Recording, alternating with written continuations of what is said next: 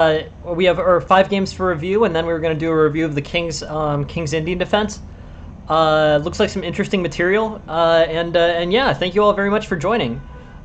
This game was sent to us by El Gecko, who's playing black, and we can so we'll take it from his position.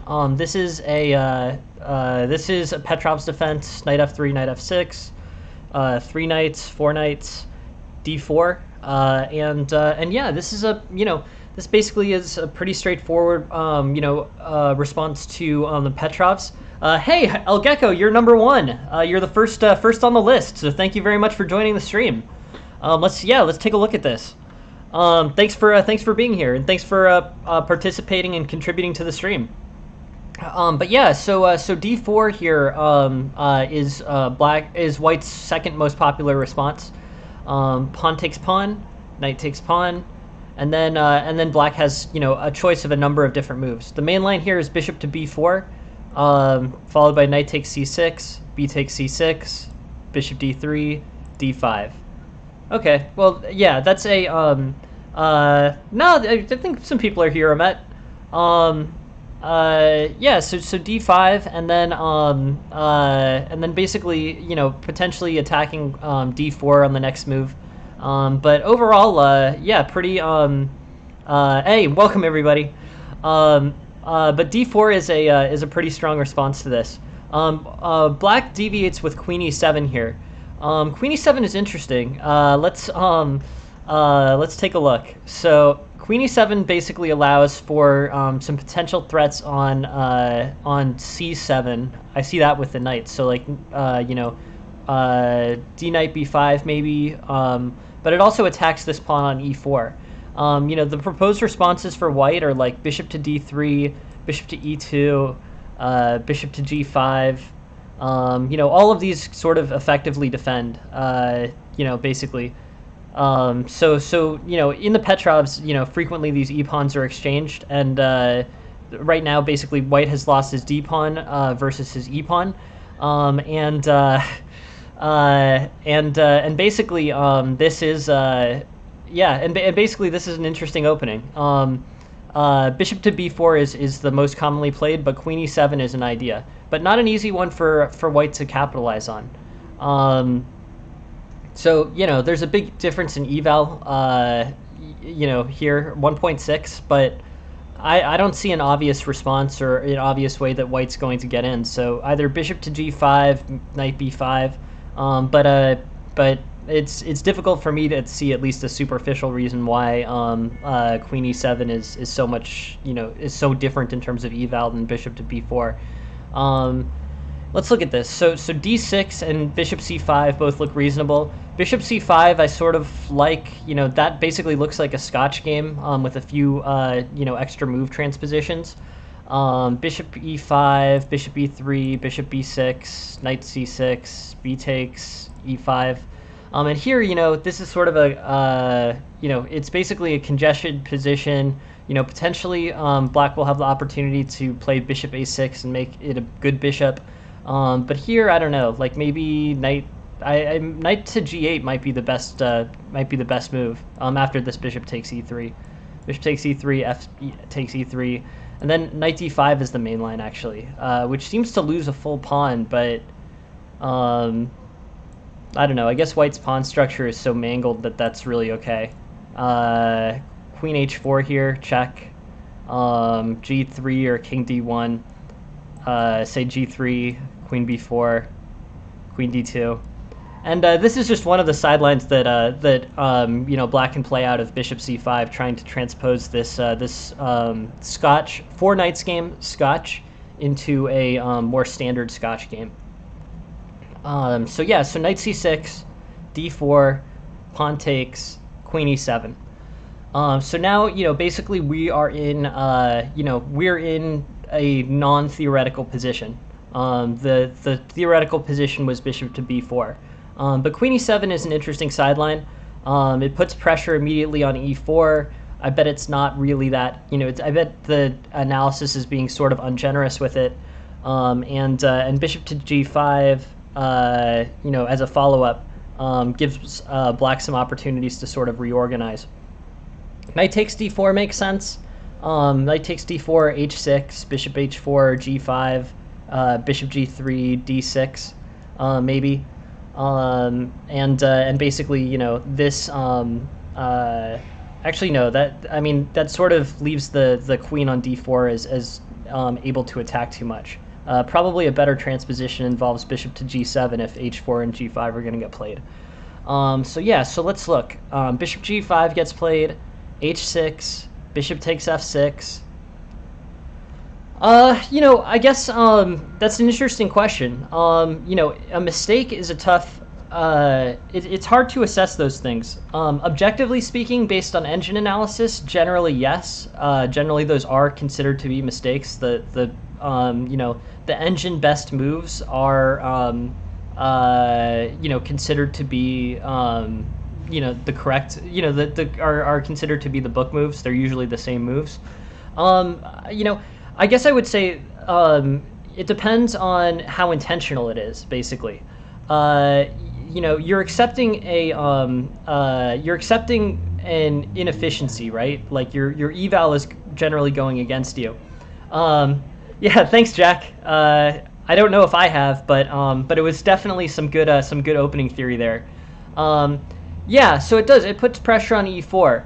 I wouldn't say it's a mistake because a lot of times the best move, second best move, and in book and out of book moves are within relatively close margin to each other. And there's many times when playing a non-book move provides practical compensation, even if it is clearly differentiated by the engine.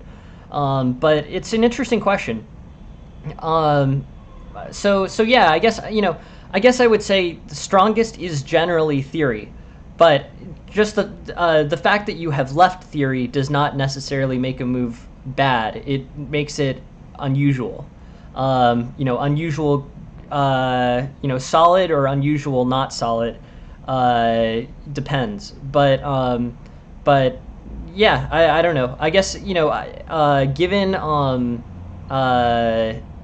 if you're in the process of learning, I would say play theory for as long as possible, unless you're intentionally trying to surprise your opponent.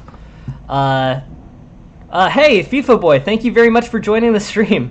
FIFA Boy is one of the lone moderators and one of the earliest viewers on this stream, so he is here. So h6, bishop takes f6, queen takes f6, knight takes, and then queen takes. So here, I guess I would say, this is not a superior line for black. What I would do here as black is play d takes c6. I think d takes c6 is better than queen takes c6 for developmental reasons. Thank you. So today actually. But yeah, so basically, when the knight takes c6, I guess I would say d xc6 should be sort of recognizable as an improvement, because d takes c6 allows you to gain mobility for your bishop, like probably to e6, and potentially your rook to d8. But queen takes c6, although it defends c7 directly, doesn't offer those benefits. Also, one of the main potential issues for white here is a fork on c7. So with d takes c6, the main approaching squares are movable here. Is b takes c6? Probably. There are a lot of like Ruy Lopez type lines where b takes c6 is actually playable. It doesn't create any problems, I don't think. I think it's I think it's probably more aggressive. It's probably going to allow this bishop to develop via this diagonal, which is one that can provide more aggressive attacking chances. But I think at the end of the day, I think d takes c6 is more solid. And the reason why another reason why I think d takes c6 is better than b takes c6 is b takes c6 disconnects the pawn structure. It does have a value of potentially rook to b8, rook to b2, is another benefit of playing b takes c6. So it is, yeah, the answer is yes, it's definitely playable, Hyperion. But I think d takes c6 is better. Just because it keeps the pawn structure all together. B takes c6, rook takes b8, rook to b2 is an attacking threat. So I think b takes c6 is a more aggressive option. But I would lean towards d takes c6 just when evaluating the pawn structure. But they're fairly similar. I think and both of them are playable is the answer. But I think queen takes c6 is not. I think queen takes c6 doesn't provide the same advantages to mobility that d takes or b takes plays. So I think taking with a pawn here is probably preferable. Let's look. Black's in fairly good position. Now I assume bishop b4 is played on the next move. Bishop b4, I guess, is a move that sort of it basically is the ability to play a more dangerous b4 does probably come along with queen to c6. I guess, bishop b4 might work from queen f6 too. But yeah, it's definitely something to think about stemming from queen takes c6. d6, castles, bishop f3 shifts the eval, but I don't really see why. Not like a super not a super crazy move. Bishop a3. Let's see that move. Oh, what? Yeah, I never would. It's a really cool move, actually, though, to be honest. Bishop to a3 is the best. Yeah, I would never. It's a really cool tactic, actually. The computer seems to find these really cool positional tactics. But yeah, no, I think you would have to be a really, really good player to see bishop a3. But it's encouraging. It's sort of like that type of situation does exist. So I think it's kind of good tactical study, right? That makes seeing bishop a3 here makes me think a little bit more about moves like that in the future, like moves where you're deflecting the pawn from the defense of the piece. Like that's a very thematically advanced tactic. Really cool. Yeah, it's pretty cool though. Yeah, I think so. Yeah, because the queen can't really defend. I think the response might be bishop, or the correct response is it queen to c1 there. Let's just look at bishop a3 because that's pretty wild. I think it's queen c1. Yeah. So white would then play queen c1 as a response. Now maybe queen takes c3, bishop takes c1, and the pawns are actually doubled. On white's best response, the queen takes c3 after queen c1, and it's not a material loss; it's just double. But yeah, pretty interesting. Hey, thank you very much for the observe, WTF. Thank you, appreciate it. So queen takes c3, pawn takes c3, bishop takes c1, and black's in pretty good black's in pretty good shape with a fractured white pawn structure. But cool, good find. I was gonna breeze right through that, so thank you for seeing that. Yes, that was that's his name. But yeah, castles, bishop f3, queen to c5, queen to d4, queen to g5, and yeah, I mean, black basically has, black has a better eval. White's pawn structure is pretty much what's responsible for that favorable eval, and but I think black's playing pretty solid. I haven't seen really any errors from black after queen to c3. Queen to c3, take away, play a move that improves the bishop's mobility, as opposed to moving the queen again in the opening. But yeah, this looks like good play, solid play for black. Rook there, and yeah, now there's a real opportunity. So what? I guess there's an inaccuracy here. So why is bishop to d5 an inaccuracy? I have to think about that for a second. Maybe bishop takes uh, bishop takes a6 looks like a pretty appealing tactic for white. Bishop to d5, I'm wondering why. Basically, the computer's evaluating that as an error, but I guess it provides the rook the opportunity to double on b6 and play rook b1. No, it actually, I think sort of, but it basically provides black with an opportunity to play the rook to b6. Rook to b6 is a strong move here. So basically on c5, the rook's forced back to like either b7 or f4, and we'll have to attack from there. But the rook will get this added defense, so bishop takes a6 is never really going to become a threat. But on bishop to d5, white can play rook to b6 and basically lock in this bishop takes a6 threat. From this rook. So the correct move, or the solidest move here was c5 with a defense on this, basically a discovered defense on this a6 pawn. But here, after bishop to d5, rook to b6 looks like a pretty good way to keep this threat forever. And now c5 is unplayable because rook takes rook, and on the next move, so say like rook to d8, rook to b1, and basically bishop to a6 is going to become a threat again, even if black plays c5 here. So the fact that you're basically locking in and preventing c5 with rook to b6. With c5 directly, white doesn't have the same tactical combination that locks in the pawn on c6. But here he does. So the engine's saying rook to b6, and then the ability to ultimately win a pawn on the queen side here for white. Anyways, white doesn't do that.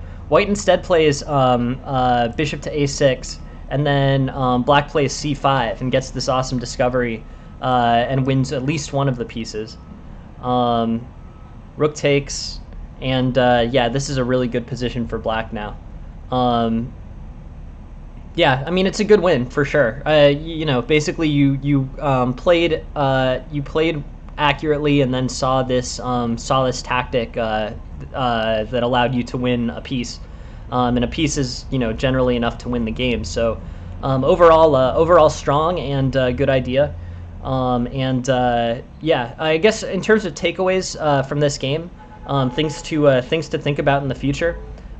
There's many opportunities where you have where basically you are choosing to take between the d pawn and the b pawn and potentially the queen. But basically the advantages of moving one of the pawns to take the piece is you get this advanced mobility. I understand queen takes c6 for a few reasons. First, it allows you to attack on the c file directly. That's good. Second, it allows you to attack the e4 pawn.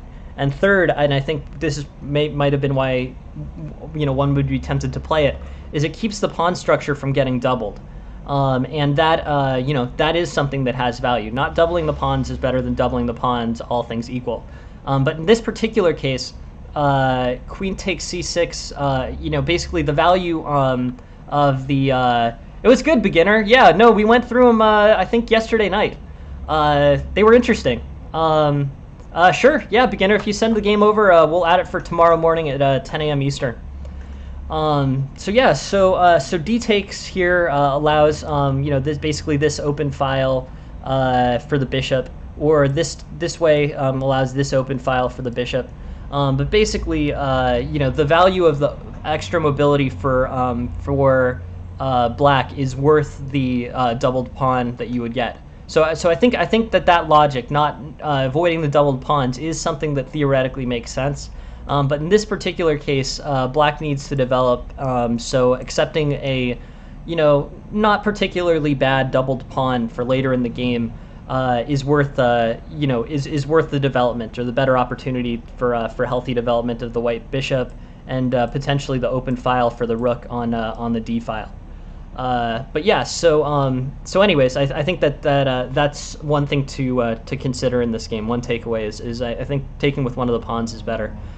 Um, yeah, and then the second one is basically this, this tactic. This tactics are difficult to see. You want to do as much tactical training as you can, and you want to make sure that you're maximizing tactically. At the end of the day, that's work that needs to be. That's not something that you can get from a lesson. That's something that you basically can get from hard work. But this rook to b6 move, locking everything in place and providing fixed targets for white, is a strong move. So with that, I think playing c5 and not letting the same kind of locking occur on the queenside pawns here is an improvement over bishop to d5. Bishop to d5 makes some sense. I mean, you might pair it with c5, and then it would be, having this backwards defense on b7. That's something that could be valuable. You might want to. I don't think it will come into play, but it looks good to have the bishop on the long diagonal and potentially aiming towards the king side. But I think the main it's actually more directly valuable to have this bishop facing this b7 pawn in this case. Anyways, c5 is a move that doesn't allow bishop to b6 or rook to b6, and that's why that's the best here. But just as a late middle game tactic, sometimes fixing your opponent's pieces, white had the opportunity to do here, is something that has value. This basically gives really good targets for white to attack, so that none of the pawns can move. White's king isn't really in trouble at any point, so like g3 gets you out of trouble here, a5 maybe, but advances on b7 make it kind of like a pretty. I mean, this basically makes it a pretty good situation for white if everything's locked down. So when these targets are fixed, white then has multiple targets and black can't respond to either of them. So another improvement here, this bishop to d5 makes sense for this basically strategic reason. You don't want to allow your opponent to fix your target when he has open files and attacking chances. Also just, in a little bit more superficially, this c5 defends this a6 pawn from the bishop attack at any point. So after c5, the bishop basically has lost its opportunity to play bishop takes a6, because playing b takes a6 isn't necessary. But yeah, that's interesting. It's an interesting game. Overall, very I thought pretty well played by black. It's a good game and a good win, and you played accurately enough till your opponent gave you a piece, and then you played the correct tactical execution to get the piece. Strong game, and interesting. Thank you very much for sending it in, El Gecko, and please keep sending games. They're super interesting for me, and so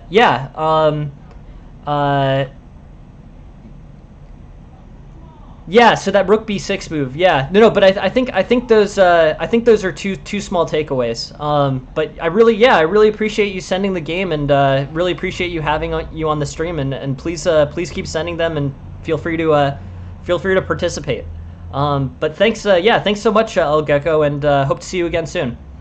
So I'll add that game. I'll add those games. I'll add one of those two games for analysis tomorrow during the 10 a.m. stream, beginner. Thank you very much for sending it. So tomorrow at 10 a.m. If anyone else wants to send a game, we have one more free slot, and then we'll be. But we still have one more free slot for tomorrow's 10 a.m. stream. If anyone wants to send another game in. Okay, cool. On to the next game. Sorry, I just need to get the door for 1 second. I'll get it. Hello? Perfect. Yeah, let her up. Thanks. Cool. Yeah, sorry about that, guys. Just Jen has a few friends over tonight, so I needed to sort of stay on top of that. Okay, cool. The next game is Sorley's game. Sorley plays white, and I may wanted to make sure that we got to this one. D4, G6. Not quite, but you know, Jen's having two friends over, and yeah, it's a Tuesday night, you know. I'm here. Hey Dahlia, how are you? Good, Good. Just doing the stream, but Jen and Caitlin are in the other room. Cool. I Cool. was like, where are they? Yeah. No, I just doing the stream. But yeah, so this is it's nice to see you. Nice to meet you. This is a Sorley's game, and basically this is it looks like King's Indian, right? Yeah, there's people here. Modern. Hi! And Jen. But yeah, so Let us D4. know if you can hear us in the other room. It's all good. Hi, Aphelion and others. Bye. But yeah, so E4 and D4 here, and G6, Knight F6, Knight C3, Bishop G7, Knight F3, and this is basically pretty straightforward modern defense, Norwegian variation. We've played this a few times, I think, on here, but let's look. So the options here are D6, transposing it into like King's Indian defense or Perk, and here black instead castles. So it's basically maintains the definition of this Norwegian defense. A few options here, but overwhelmingly D6 is played. I don't know if it's better. Let's look at the eval. I guess D6 is a little better, but not enough to actually make any changes in your decisions based off of. I don't think. Yeah, I know, right? Well, we all do things that we enjoy. I'll catch up with them after the stream. They'll be around for a bit. So D6 here, castles, Bishop C4, Knight C6, and here Knight takes E4 was an opportunity for black, I think. Yeah, no, right? So after Bishop C4, Knight could play takes E4, I think, right? Unless I'm missing something. We have an interesting situation because it looks like the engine is suggesting D6, but the eval suggests Knight takes E4. This is one of those places. So this would be a place where deviation from theory is not not necessarily a problem, right? Computer eval points pretty clearly towards Knight takes E4, and black is looking at D6 here, right? Yeah, I mean, it is pretty interesting. So I'm actually curious. Let's go through this this Knight takes E4 line. D5, DX, BX. I mean, yeah, it looks pretty good for black. Queen D2. It's weird that the that the position is so favorable to black here, though. Like, it doesn't look like, if I were to assess this position, I wouldn't necessarily say that black was winning by a lot. Black's development looks a little bit, slow, right? I guess this open file is powerful for black. This open fianchetto is powerful for black. But overall, I think, then the king is up to C3. But yeah, I don't know. 1.12 for black here is king safety, I guess, is bad for white, but it's hard to capitalize on that. I mean, there might be like annoying checks that black can do, but like I'm not sure if yes, the white king is going for the party. That's right. But yeah, so this this long diagonal, this rook on d8, I think overall caused it to be a positive eval for black. But I don't know. That's surprising for me. King on c3. I just don't think it's that vulnerable. But yeah, the combination of those factors makes black have a favorable eval here. Interesting. But I'm more interested here. I mean, that gives us a sense of why that eval was favorable. But just here, like, look how there's a big discrepancy here between d6, which is the most popular line, and knight takes e4, which is the most objectively correct line according to this engine, right? So interesting. I guess we can play through the knight takes e4 theory. Knight takes e4, d5, bishop d3. Huh. Yeah, I mean, these types of positions, this is sort of what high-level masters are looking for. Basically these types of lines where there's a difference between what's the book and what the computer finds is the best. I'd like to take a look at it with maybe a more powerful engine just so we could see. But overall, this is interesting. An interesting thing that happens here. So knight c6 is played instead, and white has a good lead here. Bishop f4. The knight takes e4 threat is good again. a5, d5, a3.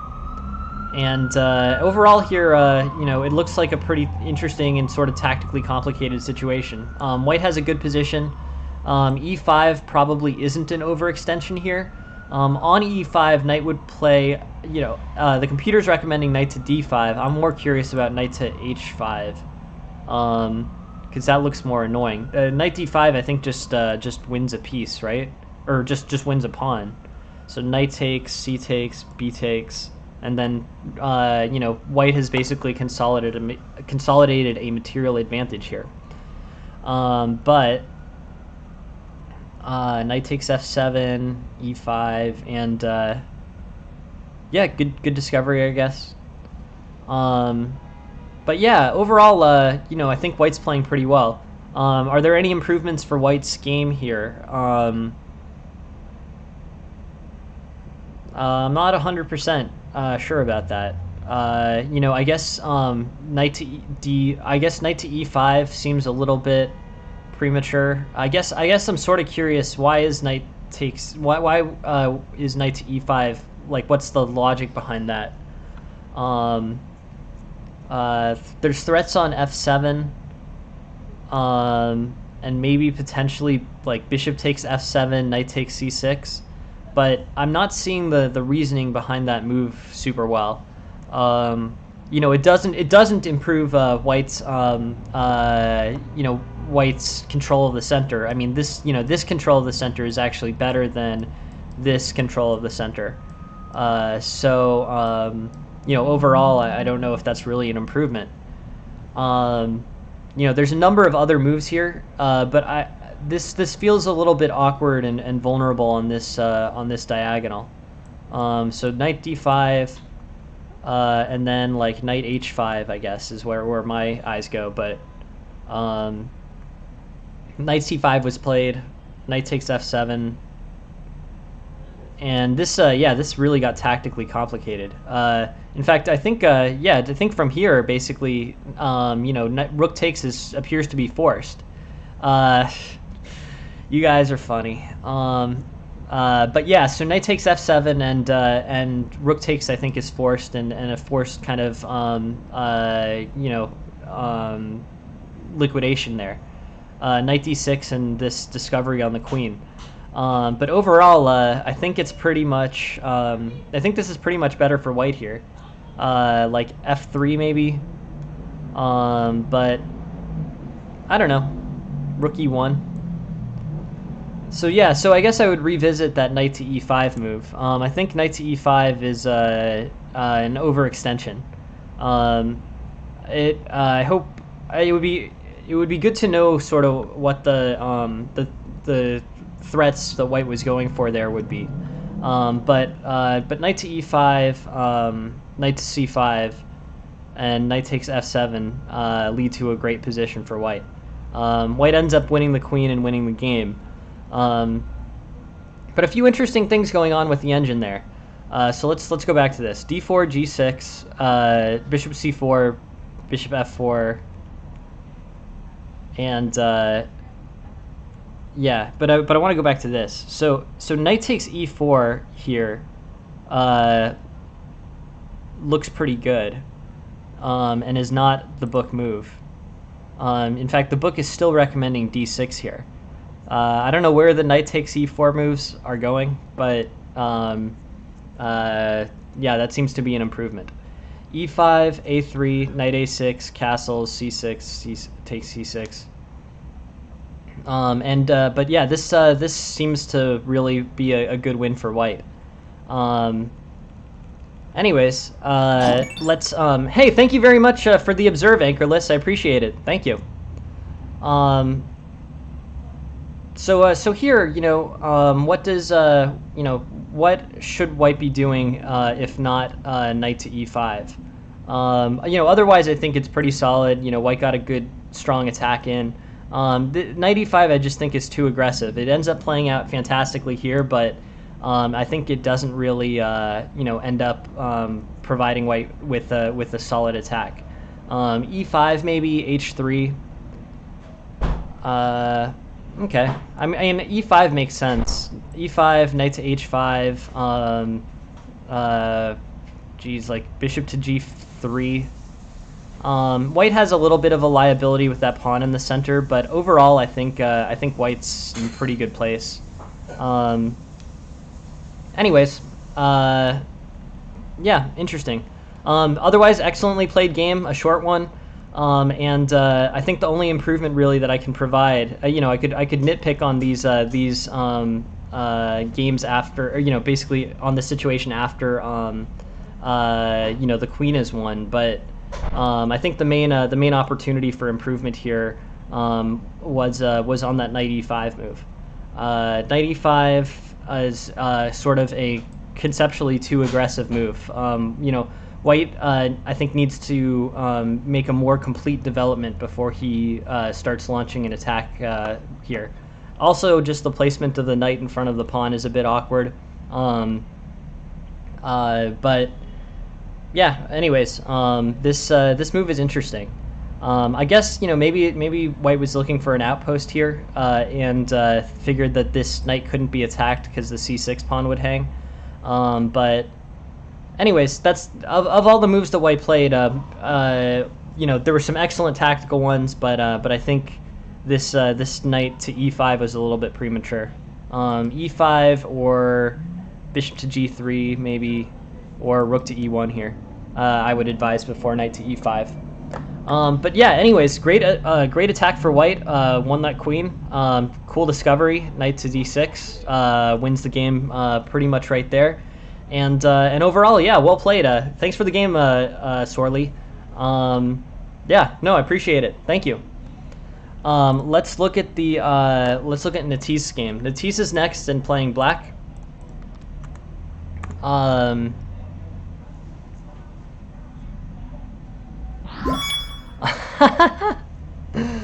my. Well, look. Well, since you can't actually come to the party, Aphelion, that's really nice of you. Thank you, thank you very much for doing that, and very much not expected, but very nice. Thank you for that. Really, yeah, I really appreciate you supporting the stream that way. This is very nice of you to do, and you even gave one to Caitlin, who's here. Thank you, Aphelion. Caitlin is Katie Caruso Dobbs on here, so that was really nice. Thank you for contributing. Thanks, Aphelion. Yeah, thanks, Aphelion. Legally, I'd like to point out that I said might be invited. That was very nice. You can come to a different party, I think, but unless you're in New York City, but I assume that you are not. But yeah, thanks, Aphelion. That was really nice of you. Thank you. Unexpected, but a very nice thing for you to do. So thanks. I guess we owe you one party. But thanks. Yeah, thank you, Aphelion. It was very nice of you. Yeah. But yeah. Anyways, this is great. Really nice. Really nice. These guys might get some. but I'm teaching. So anyways, this is Natis's game. Natis plays black, and let's take it from there.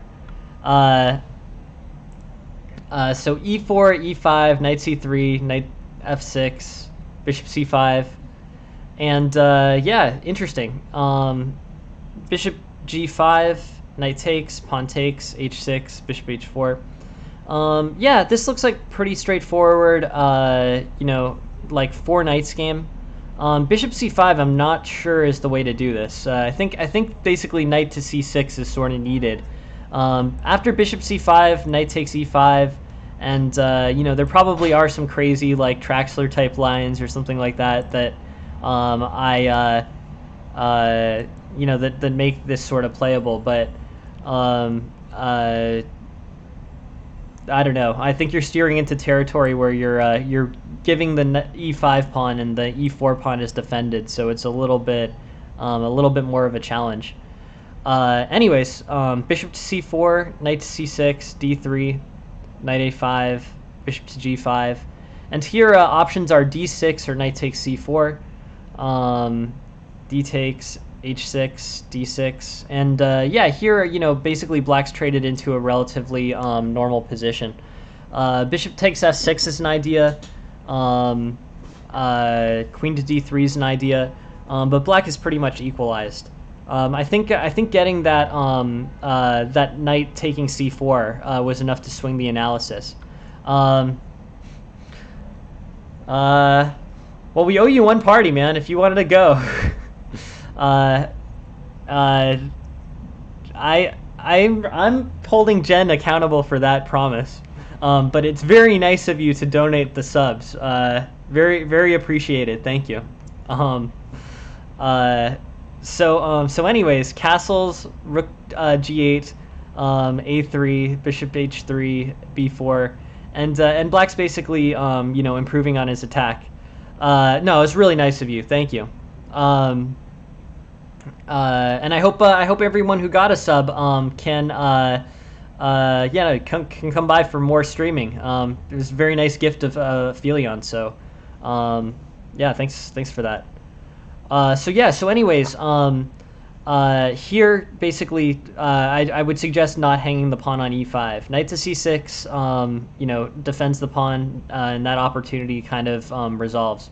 Knight takes c4, pawn takes c4, and h6, and now black has equalized. Basically, knight to a5, knight takes c4 has caused the sides to be equal here. D6 and pawn takes f6. Castles, rook g8, a3. And black is trying to capitalize on his, basically he's aggressively pushing a small positional advantage, trying to make it a tactical advantage. Bishop takes c4 is black's best option here. It sort of steers away from the general lines of this attack. Bishop takes c4, and this rook is being threatened. But I think here, now it's really a win for black. I think white made some tactical oversights here, and white didn't necessarily capitalize. Starting with knight takes e5. So as looking at black's game, I can make sort of a few suggestions. I think knight a5 made a lot of sense. I think knight c6 was needed. So first, knight c6 I think was needed a bit sooner. I think this knight on e5, or this e5 pawn, is not really supposed to hang after the basic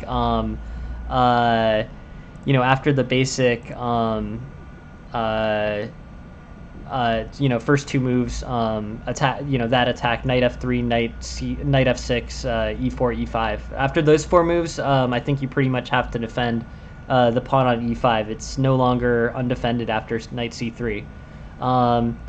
Second takeaway, I think this move, this type of moving was good. Knight takes e5, or knight takes c4 here is good. On knight takes e5, knight takes c4, knight takes c4. This is a complicated position. White's knights are good, but the one on c4 is not particularly misplaced, and I think can probably get kicked. Anyways, I think basically this is this is a complicated position.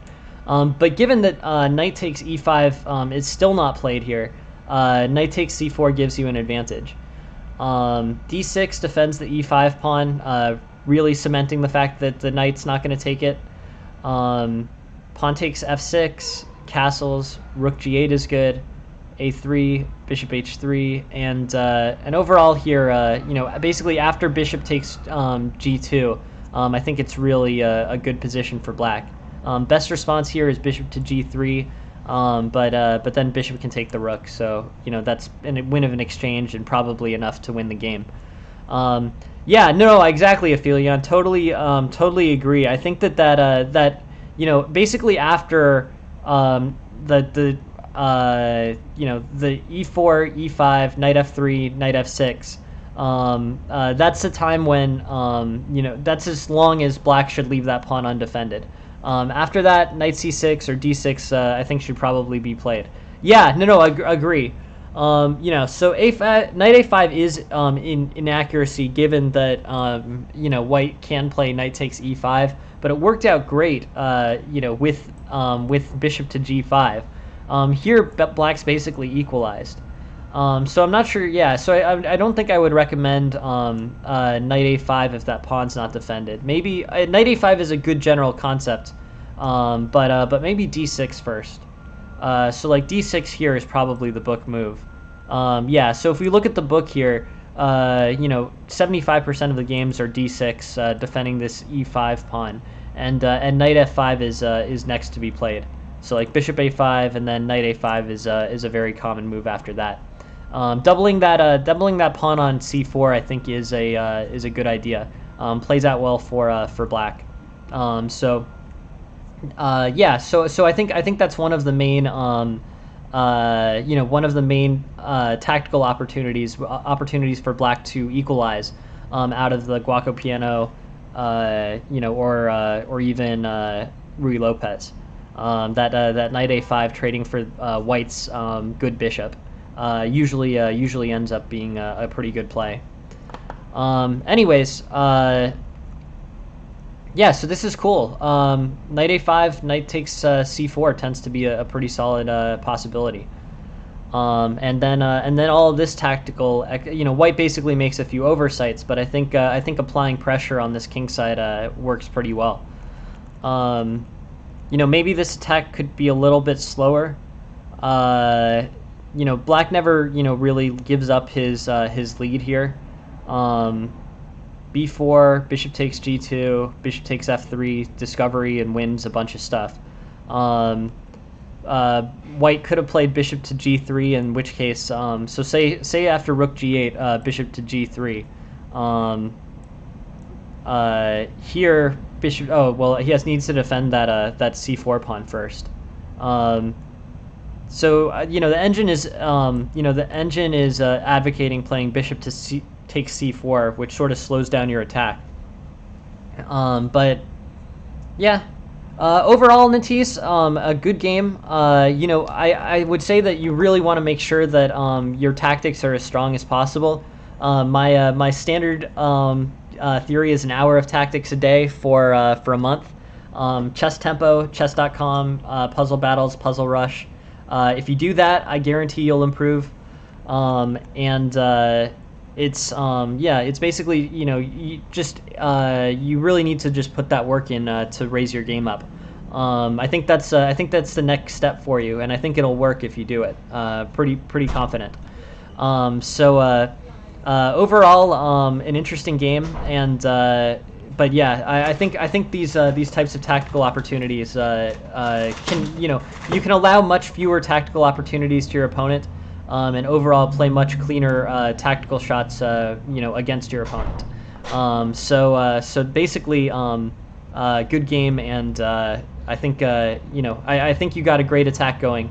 My main advice is just continue the tactical study so you can make those attacks as precise as possible. But yeah, good game. Thank you very much for sending it, Natisse, and I really appreciate it. Please keep sending these games. There's a lot of interesting material there, and I really like to see them. Let's look at the next one. Next one, the real is playing as black, so we'll take it from his perspective. And here we go.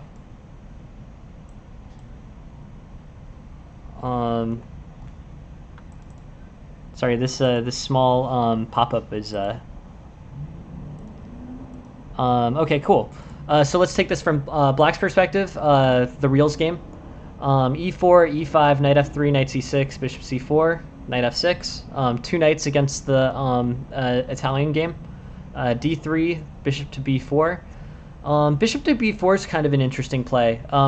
Bishop to C5 is the most common. If we look at this, bishop to B4 is well down this list. Bishop to B4, is interesting, but it basically, creates an opportunity where white can play either knight C3, developing, with on his force move, or C3, which sort of just directs this bishop backwards.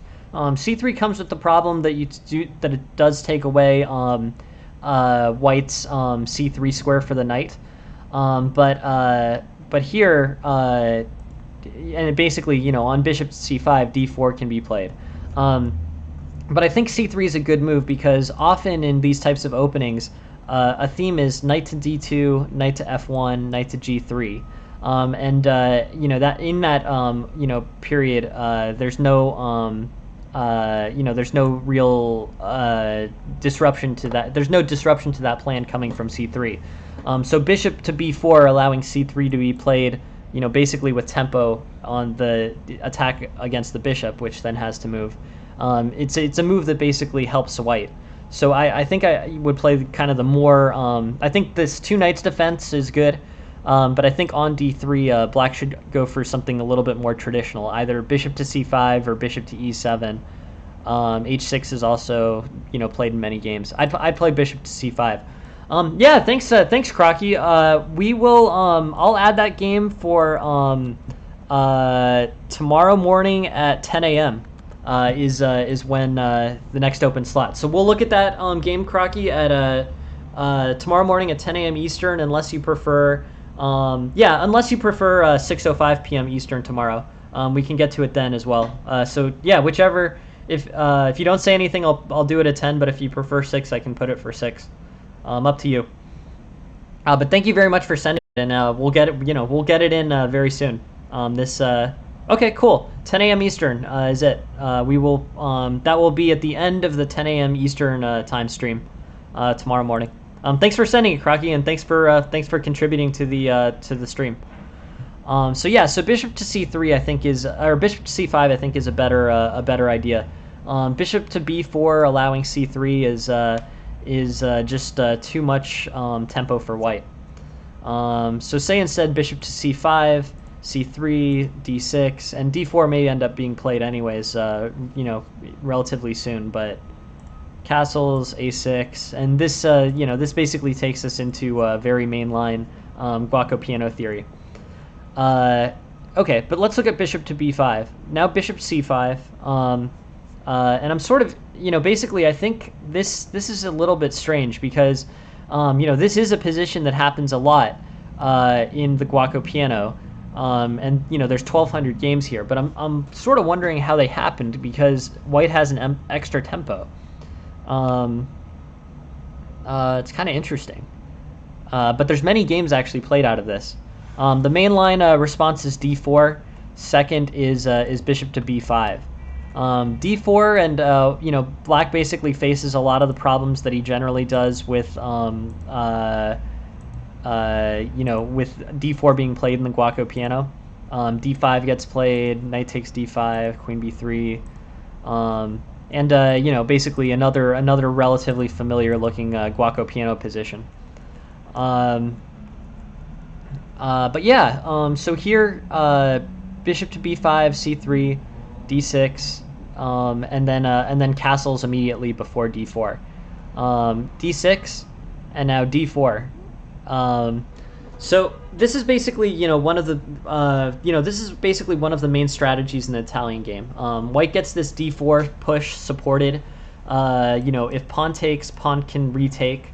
The e4 pawn is temporarily unsupported, but basically, black has to choose between either trading the e pawn or playing bishop to b6, and they're both equally popular. I'm kind of curious. It looks like bishop to b6 is evaluated as slightly better for black, leading to equality, which I guess is sort of an interesting takeaway, right?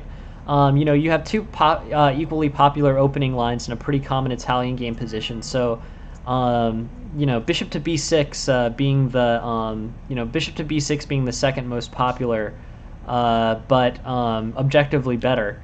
That's something to consider. I guess I would say, probably based on this engine analysis, bishop to b6.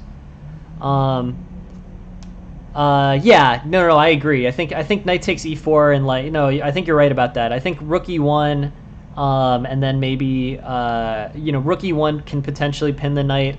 But yes, you're right. There's a lot of tactics that make e4. It's pretty dangerous.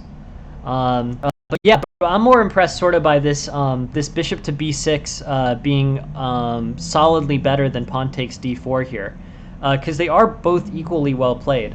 This sort of makes me inclined to play bishop to b6 in the future.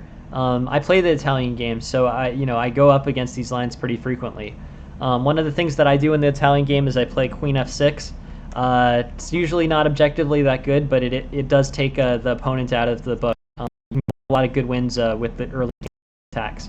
But yeah, bishop to b6 is actually very clearly the objectively better line here. Interesting. Here, pawn takes pawn, which by the way, pawn takes pawn here, pawn takes d4 is the most popular response in the opening book. So both are very playable. Yeah, right. I mean yes. I mean that's one of multiple problems that can happen in Hyperion. Pawn takes pawn, bishop b6. And then, options for white. Bishop to g5 is one of them. Straightforward development, knight to c3. But one of the main characteristics of this position is basically that, there's very good center control for white here. Knight to c3, like we were talking about, probably just play bishop to g5 and, I don't know, bishop to f4, maybe. H3. The knight e4, the e4 pawn, is not really hanging. Is the main point. It becomes hanging if d5 can be comfortably played, but it usually can't. Anyways, straightforward development for white is good. He's got a huge spatial advantage. This center is clearly much stronger for white. This fifth rank is pretty safely white's, and this bishop doesn't provide nearly the same amount of opportunities that this bishop does.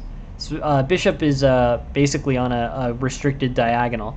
I mean, it would be a good diagonal if the d4 pawn weren't there, but it is, so that's that.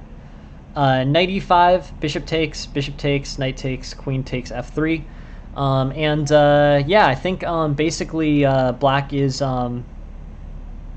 yeah, I think black's in pretty good... basically black has neutralized a lot of this. I think the situation, with the center here poses more danger to black, but I don't know. I guess this is all, this is all fine. I hate deferring to the engine, but I guess this is better for black than I thought it was. I figure this center provides white with a lot of opportunities here, but the engine doesn't find this as favorable as my site does. But yeah, anyways, this all trades off. H6, queen takes, and I'm again a little bit surprised by the engine's eval. White has the better minor piece. The black has the better minor piece, and these pawns here I think are pretty weak. These are the weakest pawns in black's position, but I wouldn't figure that they're rotating. Like I think king e7, rook g8, c6. I guess these pawns are hard to remove. Like it's hard to trade off the f pawn, and then even then, you do have you do have isolated pawns, even if you can trade off one of the doubled ones. So I guess, white's positive eval is based off of the weakness of this f7 and f6 structure. That makes sense, I guess. But yeah, black has the better minor piece, so his plans should probably try to capitalize on that. Unfortunately, white looks like he's getting a pretty quick attack in on the queen side. This could be dangerous. Here, I guess rook a8. But I want to catch without looking at the eval. I'm kind of curious to see why the eval shift. What was so bad about rook to c4?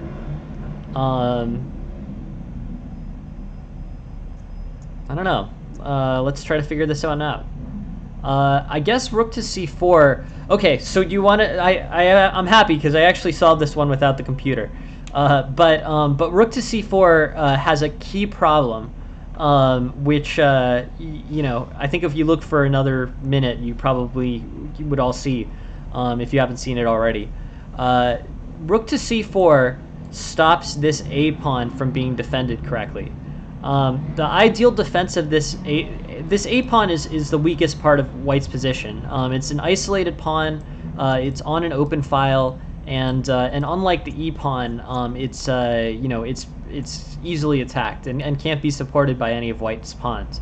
So when white plays rook to c4, this a4 target becomes very vulnerable.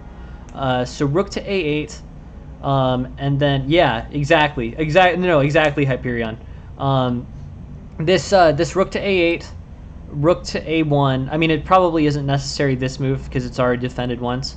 But rook to a1, rook to a5, something like probably f4, rook to a8, and now this pawn's getting double threatened, and b5 can be played. So that was actually so I was looking. I could see on the left in eval. It's that. It's basically the most vulnerable piece becomes more attackable on rook to c4. And rook to c4 is sort of it's sort of, white basically, I think, white would, intuitively think that his a pawn would be getting safer here, right?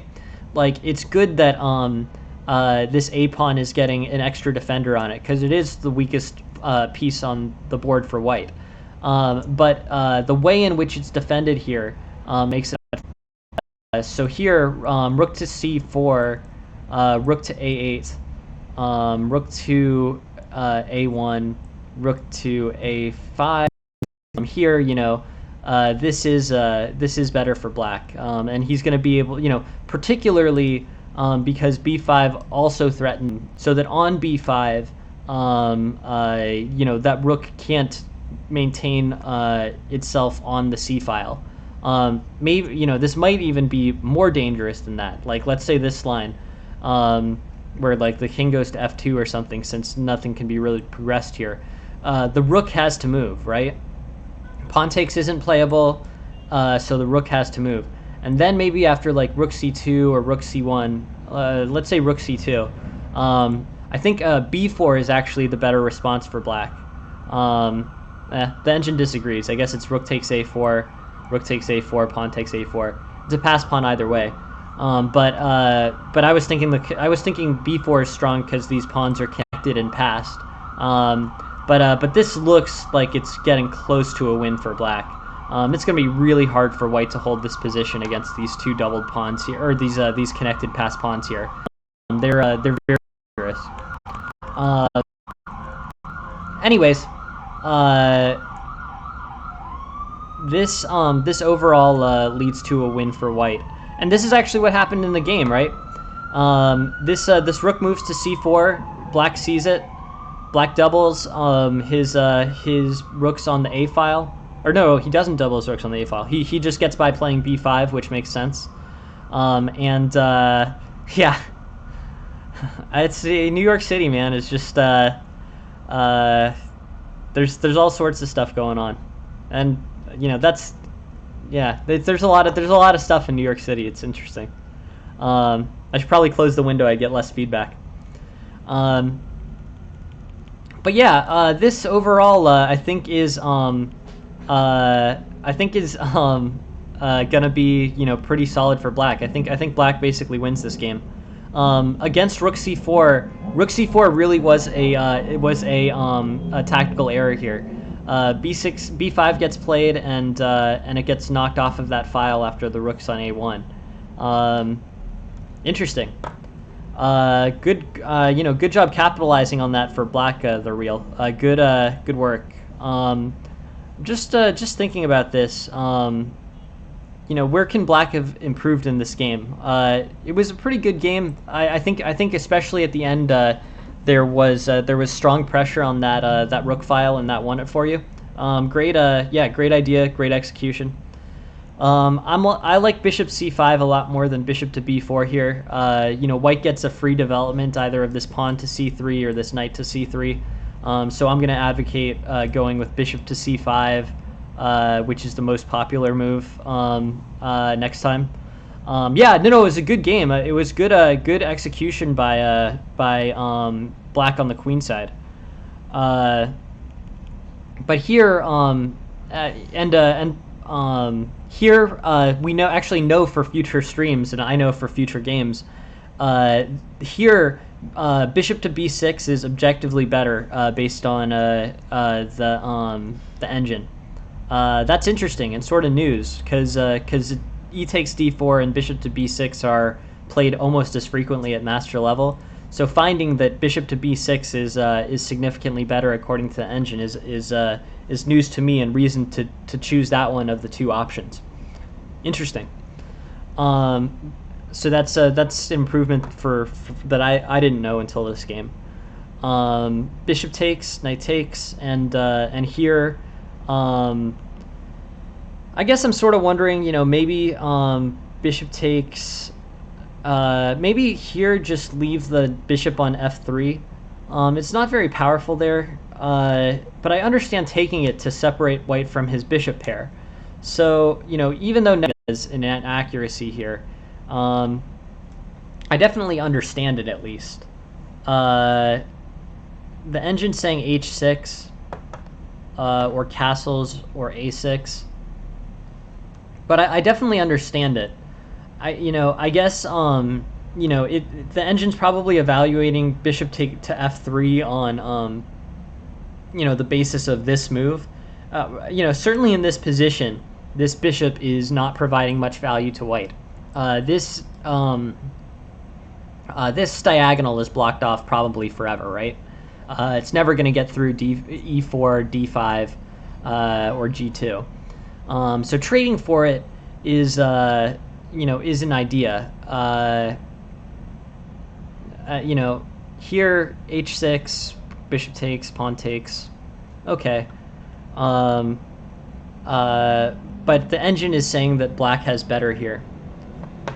I don't know. I'm sort of conflicted about this one because I'm like, okay, yeah, it's definitely a good idea to separate white from his bishop pair, but it's also a but that bishop is not really doing anything right now, as opposed to this knight, which is actually has a lot of value. I mean, it's on a pretty good outpost actually. Overall, an interesting situation. I'm not sure if I advocate the trade or I guess I would do the trade probably in real life, but it's an interesting one, and I'm sort of conflicted about it because the engine is saying that trading this well-posted knight for that poorly posted bishop is not worth it, even though it's a trade for white's bishop pair, eliminating the bishop pair. Interesting question. Much I have so either way there, just that one's more just an analysis question to think about. And then from here, basically, I think it's after c4, it's really black capitalizing well on this rook and pawn endgame. Looks like a win. Good job the real winning that one. Very interesting. Thank you very much for sending it. My one takeaway, I think this one is pretty basic, but I think the error or the move that I like, or the move that I would be the most interested in correcting for black here is bishop to b4. I just don't think that's the best idea. You bring white's pieces forward with tempo, or however you say it. I think of it as tempo, but tempo could also potentially mean that they're attacking you. But anyways, with saved time, white is advancing his pieces with saved time on bishop to b4. So bishop to c5, and this is this is looking fairly good for white until bishop to g5 is played. That said, we both, I learned at least that pawn takes d4 is a better option for white. Here in this position, when black is choosing between pawn takes d4 and bishop to b6, bishop to b6 is the best option, objectively, between two options that basically appear to be equally good, theoretically. So that's something to learn. Otherwise, this is a complicated thing to think about, but I don't have much of a correction there. And then, yeah, good play. The move I liked the least in this whole game was that early bishop to b4, bishop to c5, and I think you're pretty safe. So anyways, yeah, thank you very much for sending that, The Real. Please keep sending them. Super interesting game, and yeah, I appreciate you contributing material to the stream. Thanks. Cool. Next game is next game I think is Ansh's. Ansh is in a different time zone, so he's not here, but he will be watching this tomorrow, which is cool. Oops, this is a Lee chess, so I'm gonna pull it. I'm gonna import it. But yeah, overall, good game. Yeah, good game for The Real there. Interesting stuff. Really makes me, that's a pretty deep question. That one about exchanging the knight that's posted for the second bishop that's not currently in a good position. That one makes me think a little bit. I don't know. I mean, those are the types of decisions that I guess they're situationally related, but an interesting one to think about. Cool. Next game. This is Ansh is playing black, so let's take it from his perspective. Ansh is playing the Scandinavian. Okay, cool. I know the Scandinavian pretty well. Knight c3, queen d8. This is the old school. I think Magnus was playing this for a minute. There's, I think, a few games from Magnus here where he trades that off and then undevelops his queen. So I think it is playable. I'm used to playing queen d6 and c6. That was the Scandinavian that I played. But some interesting theory here for sure.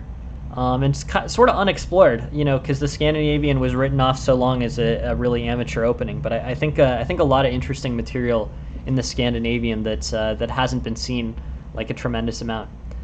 Are we still in the opening book? Let's see.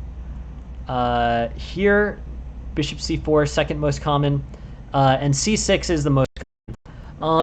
C6 over knight c6. I definitely am more familiar with c6.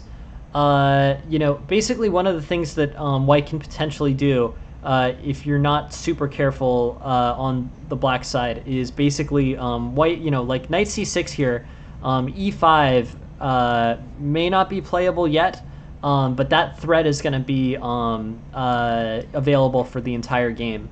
So I guess I would push for c6 here, partially because I know it the best, or know positions similar to that the best, and partially because it's basically the most explored option. But I think if you developed pieces too early here, white will have more attacking chances. Quick development is good. Bishop to g4 is a way to get your pieces out.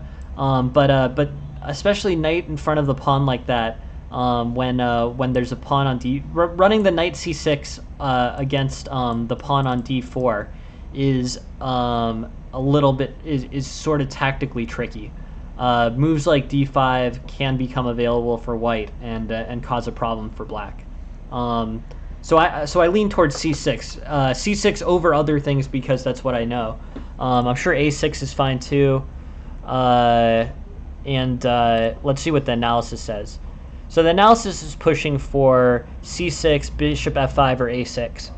I think at the end of the day, those are probably better options out of the Scandinavian.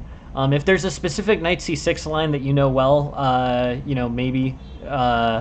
But here, I think this is gonna this looks risky to me with d4 being available or d5 being available. But yeah, interesting. So c6 is what I'd go for here. But knight e2, okay. Bishop f5. I think this is good. I think good development for black in the Scandinavian is important. I mean, one of the things that people are critical of the Scandinavian opening for is you're moving your queen early and you're moving your bishops, and you're basically getting your development later. People say don't move your queen out too early. That's the most practical reason why that happens, or why that is the advice, is because moving your queen out is not a developing move, and it can help your opponent develop, and then your development sort of lacks. So development becomes that much more important in a Scandinavian game, which is why I think knights. I think bishop f5, knight f6, and I guess knight c6 after e6 are all good developing moves. So this I think is being done well here. Bishop e3, bishop to b4. Bishop to g5, h6. Yeah, looking good. Bishop to d6. Okay. Yeah, I don't see any problem with the engine saying bishop to e7. I don't see any problem with bishop to d6. Knight to b5. And here you have a cool tactic. Awesome. Let's see if you. Nice. Okay. Awesome. Good work, Yanch. Cool. Bishop takes at h2, king takes h2, and king to g3, and black is immediately getting the piece back and has really put white's king in a dangerous situation. Awesome, glad you found it. Good find, Anch. This is good looking way to win. So g5, yeah, awesome. Looks like a win. Very cool. So yeah, a good short game by Anch there. Not too much. Yeah, no, a good sack. It was if that bishop to bishop to d6 worked out great for you there. So yeah, that diagonal, putting that bishop on that diagonal paid off very quickly.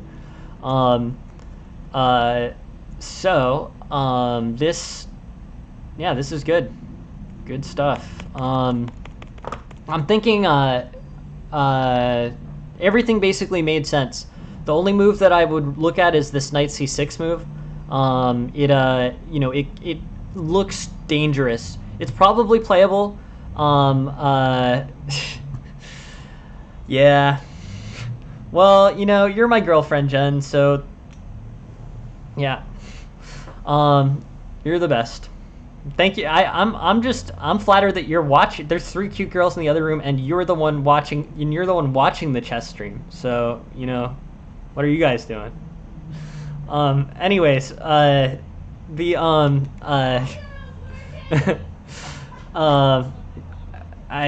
yeah. So you made it. I can hear the laughing in the other room. By the way, Jack. But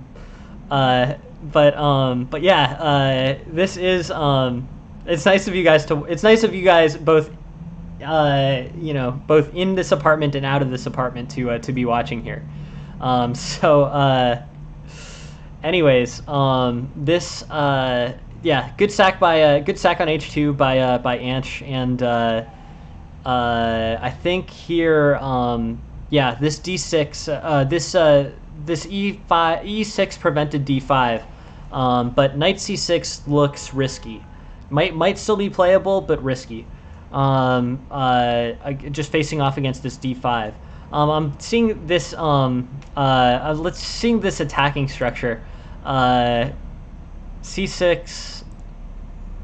knight ge2, bishop f5, knight g3, bishop g6, and then the knight develops to d7. This is something that I'm much more familiar with. It's probably a little bit safer. But anyways, I think basically this basically is a good option for black. Anyway, but if you like playing knight c6, I don't see anything immediately wrong with it. It just looks like it could be tricky to play against this d4, d5. c6 is the line here that I know significantly. I know this much better. c6, and that's a pretty standard Scandinavian line. Bishop develops, and then the knight develops, and then e6 gets played. If you want to play a more conservative Sicilian line. Or sorry, a Scandinavian line. My bad. But yeah, so thanks, thank you very much for sending that in, Anch. I really appreciate it. It's great to have enough games to go through, and thank you very much for sending that one. Great looking sacrifice, great looking attack there. Very cool.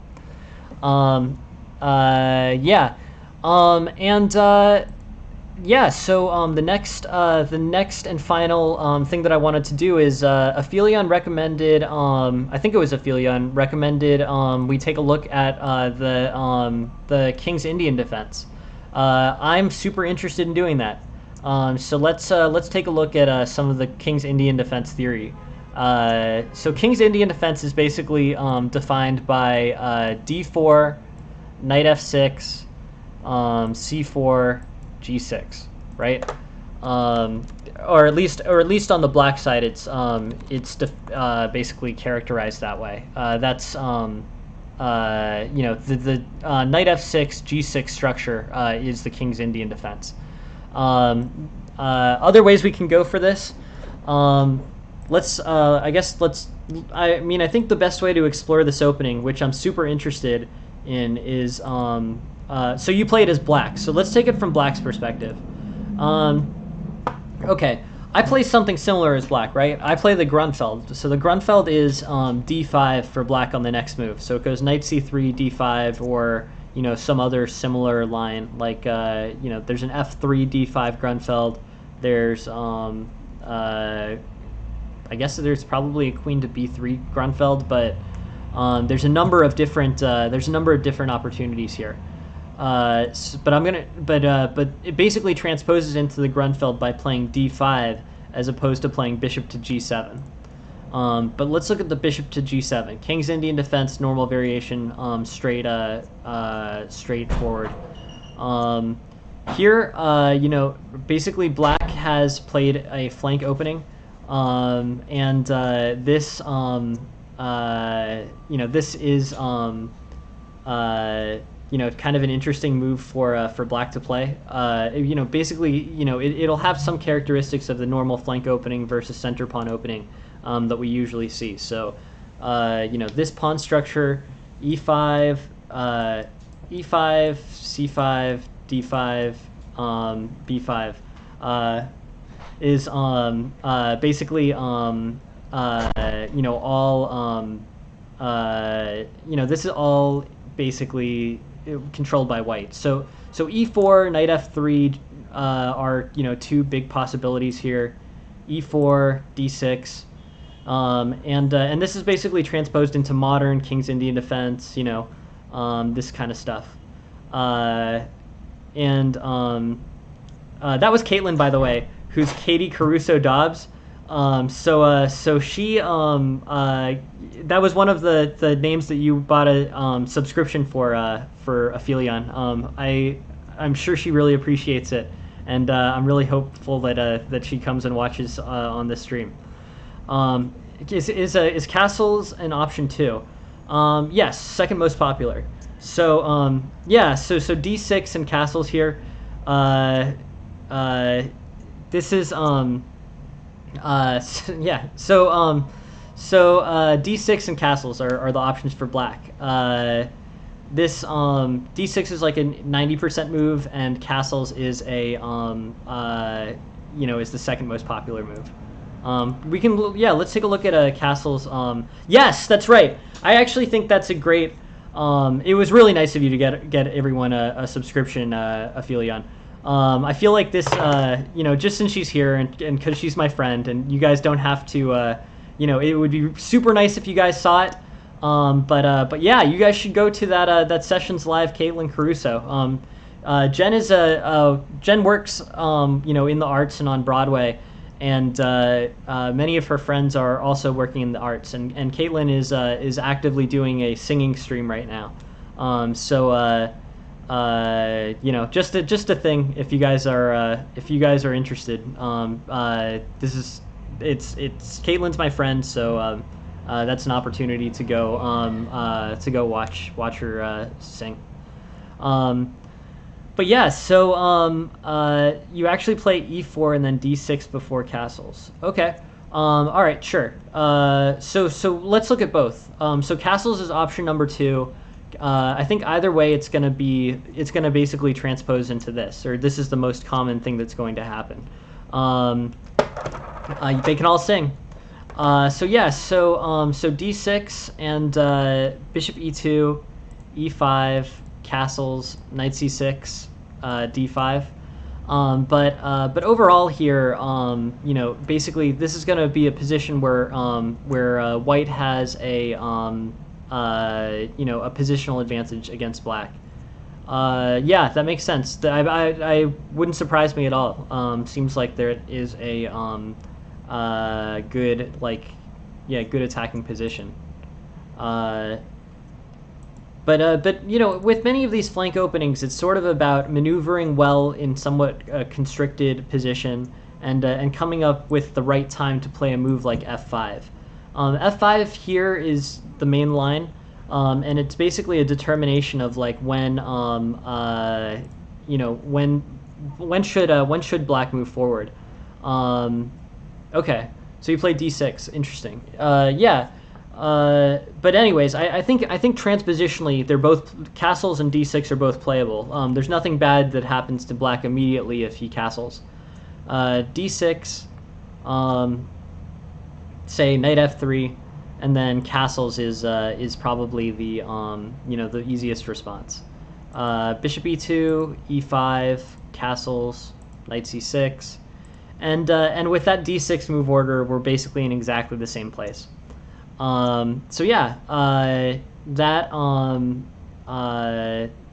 This looks pretty good. Knight e7, knight e1, and overall here, I think black's in pretty good. Black's basically in pretty good shape. Is there must a castle short here? Interesting question. I mean, it's certainly an overwhelmingly popular choice. I don't know. Let's go through it. Options are bishop to g4, bishop to e2, and it seems like they're going to keep steering us towards castling short. But bishop to g4, bishop to e2, like knight df7. Yeah, honestly, I think it's probably just too protracted. It takes too long to castle queenside here. Castling is a good idea, and I think a lot of the focus in this King's Indian defense is going to be an attack of an attack on this F file. I think that F5 expansion is a pretty common general theme, and I think it's going to be tricky for black to play enough moves. Among other things, it's sort of tricky, like, do you play b6, bishop b7, knight c6, queen d7, or something? Overall, this is sort of problematic. Like, there's a lot of basically there's a lot of things that would need to be done in order to get the castling on the queen side. I think at the end of the day, it's just not quite worth it. So, yeah. Anyways, e4, d6, knight f3, castles, bishop e2, e5, and black's showing pretty well here. I don't know. E takes d4, h6, but it's a relatively equal position. Knight c6. This position seems to be a pretty common one, so let's look.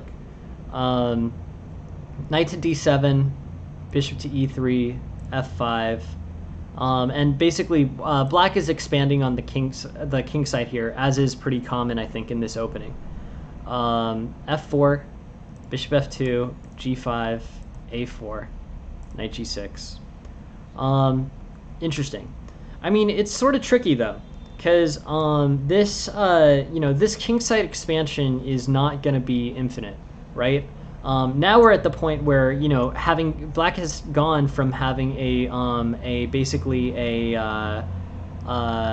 material like a real big space advantage in the center, and black was very constricted, to a situation in which black is quickly expanding on the queen or on the king side. White will expand on the queen side. White still has an advantage in space on the center, but this flank expansion is a common thing in the king's Indian defense, and ultimately, I think pretty good for black as a counter. So like a5, h5, knight b5, knight f6, and overall here, this expansion is going to continue. This attack's a little bit tricky because I think it's a little bit difficult to break in here. So knight takes a7 is kind of a surprising mainline move, but okay. Bishop d7, c5, g4, c6, g3. It's interesting. This is one of those lines I'm sure that has like GMs know 36 moves in or whatever. Very bookish line for very bookish line with well-established theory here. Rook a8, knight e3, h4, bishop f2. How are we gonna? Yeah, it's basically black has expanded on the king side, but how does he actually cement this into a winning attack? This looks good, but basically he's running into a kind of a wall. I don't really feel like he has enough pieces to make this a winning attack. King f7, rook h8, rook g8 would be a pretty I guess kind of straightforward way to do that. Not much subtlety in that. So that might be an option to advance this attack. But anyways, I think black's in pretty, I think black is expanding here in a thematic way, but I think white's got a better, got an advantage in this situation. I don't know. This is tricky. I want to see a win for black out of this. So let's see. Let's play lines where black wins. F4. So F4, bishop F2, G5, and then let's see like knight D3. But overall, this is going to be an aggressive attack by black, expanding on the queen side and doing some, basically trying to win over there. Knight G6, C5, knight F6, rook C1, rook F7, C takes D6, C takes D6. And at this point, black's eval is pretty good. I want to pick out a game where black actually wins out of this King's Indian defense line. Knight b5, g4, queen b3, g3. Okay, this actually might work. This is a pretty dangerous. This attack is gonna leave some openings on the king side. So bishop takes g3, knight h5. Yeah, no. I mean, I believe it. I think that there are some wins. So let's play one of these to the end. How does this actually happen? This opened up the king side, and it opened up the king side with the ability to play queen h4 here. So something like bishop to h6 threatening the rook, and then bishop to e3, king h2, queen h4 is pretty tempting here for black. But let's see. Bishop h6, rook c2, bishop e3, knight f2, bishop c5, rook takes, pawn takes. And overall here, this expansion feels better. Now, I think other than this rook, which is sort of underdeveloped on a8, the queen can go to g5, the rook can go to g7, threats on this g2 pawn. There's an immediate threat if, okay, so on knight d3, queen g5, knight f3 becomes, or knight h3 becomes a pretty aggressive tactical threat. Bishop takes, pawn takes, queen takes. And, yeah, this is interesting. How's black going to get that final rook involved? Is my question. And he does. He gets it. He gets it to defend this f4 pawn.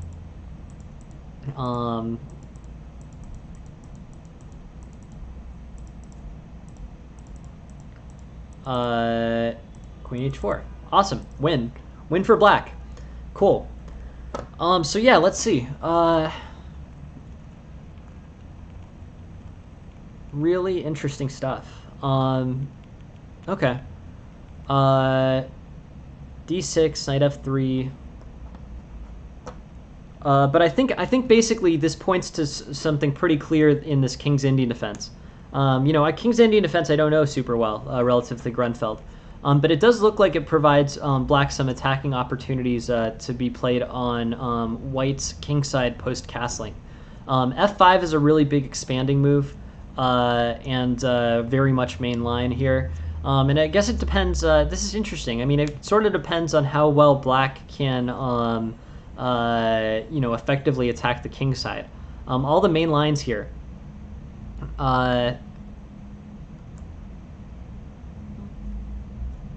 Yeah, no, for sure.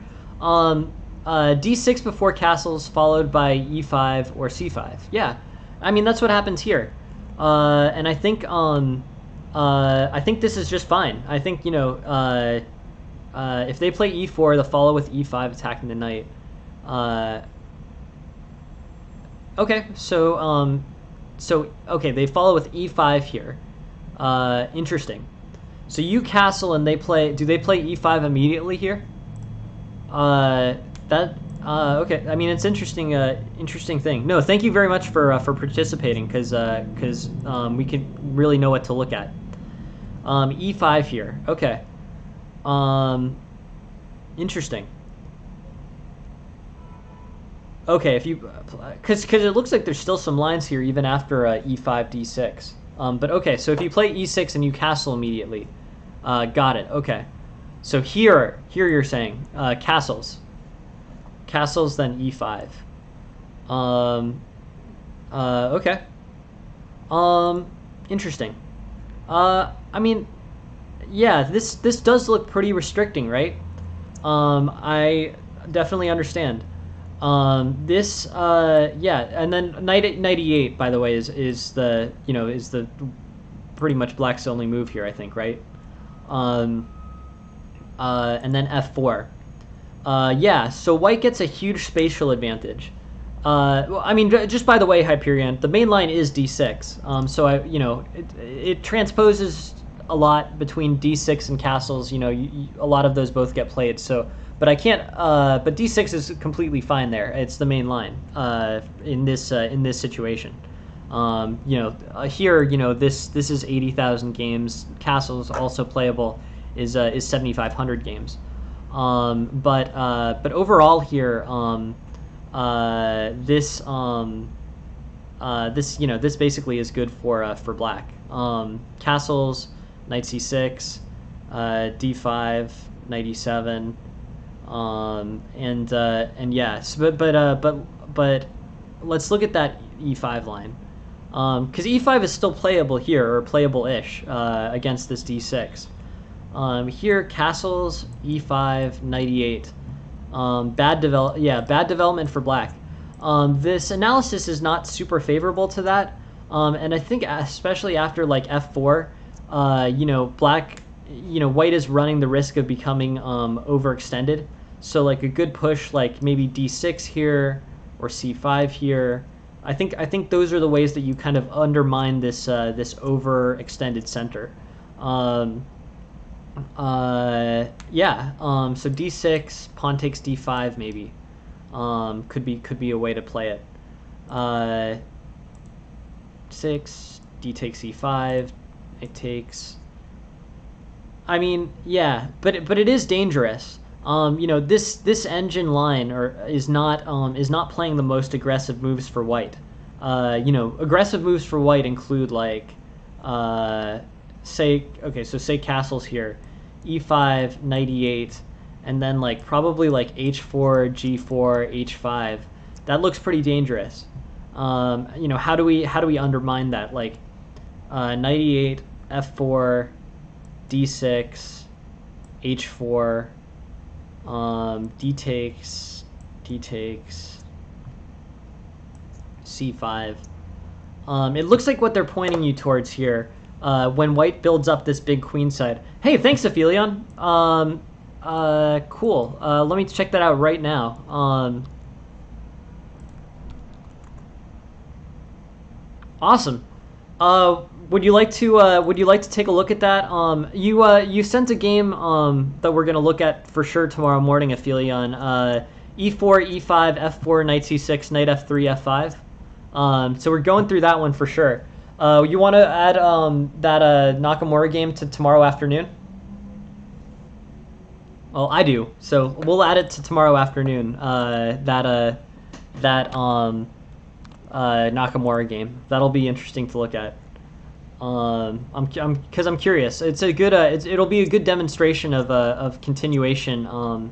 Yeah, no, that's slated for tomorrow morning, Aphelion. So thank you for the idea. No, tomorrow morning for sure. And I'll buy you a beer if I ever meet you in person. Because thank you very much for getting the subs for everybody. I'm sure that's really appreciated. Thanks. Anyways, this King's Indian attack, we can demonstrate on that. We can demonstrate with that Nakamura game.